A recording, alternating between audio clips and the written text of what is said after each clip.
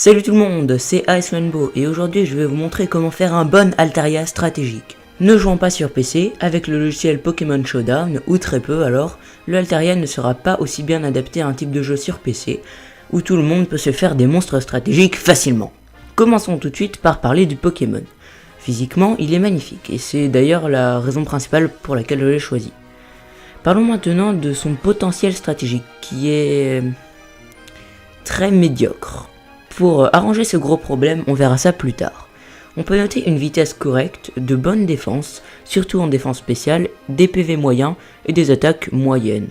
L'objectif sera donc de faire durer le plus longtemps possible Altaria sur le terrain en boostant ses stats défensives. Pour la nature, je vous conseille Prudent, qui baisse de 10% l'attaque spéciale mais augmente de 10% la défense spéciale. Après, tout dépend de votre manière de jouer.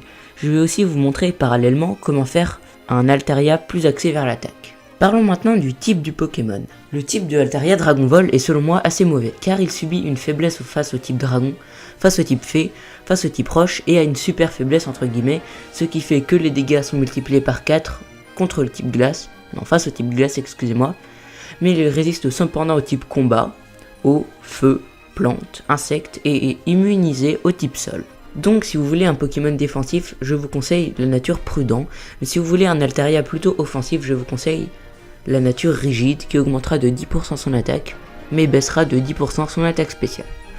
Pour les talents, ce n'est pas très important, prenez Médic Nature qui vous permet de vous soigner un problème de statut à chaque changement de Pokémon, au switch comme on dit.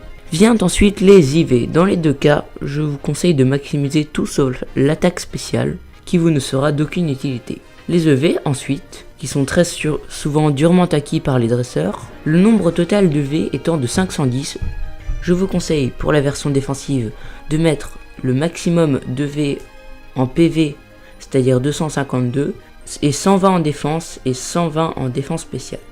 Pour la version offensive, je vous conseille de maximiser l'attaque et le reste réparti entre la défense spéciale et la vitesse. Pour les attaques maintenant, la version défensive, je conseille en premier lieu l'attaque Cotogarde pour combler l'absence de défense dans la nature et les stats de Altaria qui ne sont pas non plus excellents. Je vous conseille en second lieu atterrissage pour vous faire durer un peu le combat après avoir placé quelques Cotogardes. Force cachée est aussi un bon choix selon moi pour tenir un minimum face au type Fée.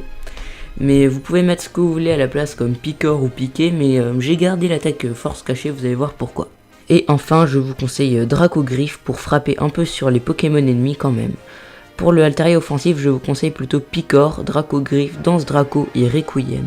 Je n'ai pas beaucoup proposé d'alternatives aux capacités citées par Altaria, car il possède un move pool très limité.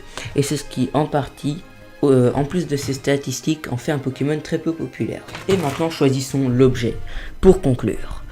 Sur la version offensive de Altaria, une Vulné Assurance serait parfait. Après avoir placé une Danse Draco, en plus d'être plus rapide que l'ennemi, il serait hyper fort.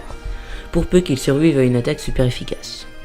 Et pour la version défensive, je choisis l'Altari. Ça casse toute la vidéo que je viens de présenter, mais étant donné que ça booste les statistiques d'attaque avec 40 de base en plus et 20 de défense en plus, ça en fait un monstre. S'il place un Cotogarde, puis il spamme les Dracogriffes, il est parfaitement polyvalent.